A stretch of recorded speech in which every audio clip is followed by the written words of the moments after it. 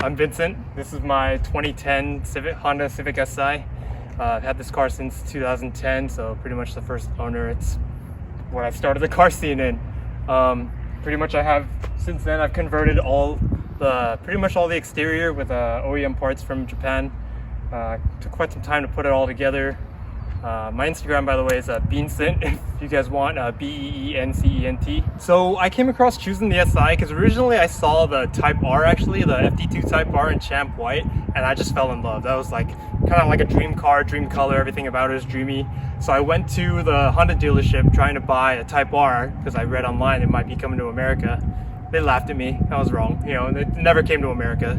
So we ended up settling with a little SI right here. Problem is, when I bought my car, there was no SI sedans available. So I remember we drove around all over, probably like a 50-mile radius in Southern California just to find the last sedan Civic Si. And that's kind of how it all began. Yeah, ever since then, just got all Hondas. So mostly for my car, it's pretty much mostly exterior. I do have the basic bolt-ons, intake, header, exhaust, flash pro. I was going to put a supercharger on, but then plans changed. I ended up buying a Type R, so I sold the supercharger to kind of justify it all.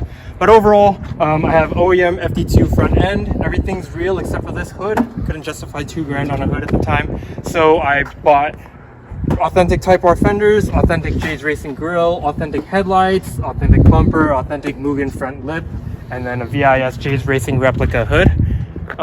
Inside, like I said, just the basic bolt-ons. I got a cold air intake from AEM. I have a NVIDIA race header, NVIDIA Q300 exhaust, and the Flash Pro, of course. For the wheels, I have staggered Advent GTs. The fronts are 18 by 10 plus 22 with an 8mm spacer, and then I have the Brembos from the 08 TLS converted on there. The rears are going to be 18 by 9.5 plus 25. Those are much more fitting for the rear end of this car. And then inside the car, so I've gone through several different seats because originally I was trying to build this car specifically for track, but kind of changed plans. But here we have a Recaro RSGS in something red, I don't know. And then, yeah, arc shift knob, you guys care about that. And then if we go onto the back here, I have authentic Type R side skirts as well. Another replica part on my car, one of the few, is these Feels side skirt extenders my friend gave to me. They fit on pretty nicely. And then we get to the back of the car here.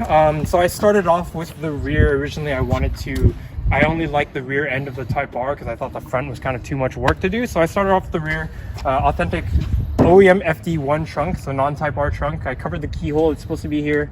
I got authentic FD2 taillights, authentic FD2 wing, and then back in my broke college days, I bought this replica FD2 bumper right here. It's been holding on pretty strong. And then I got this replica J's Racing diffuser also from my friend for a good deal. So it's kind of been there since. So for my suspension, it's pretty basic, but I am on Godspeed Mono Max. These are my second set of coilovers actually, and it's pretty much nice all around. On the back, I forgot what camera arms I have. I think they're SPC or something. And then I have a Godspeed 24mm sway bar in the rear as well. I've pretty much had this car for most of my adult life, 11 years now, and at this point I just want to get a tune for my car. It would have been nice if I kept the supercharger from before, but plans kind of changed. So at this point I'll probably just get a tune, leave it as it is, and kind of just keep driving it and work on my Type R.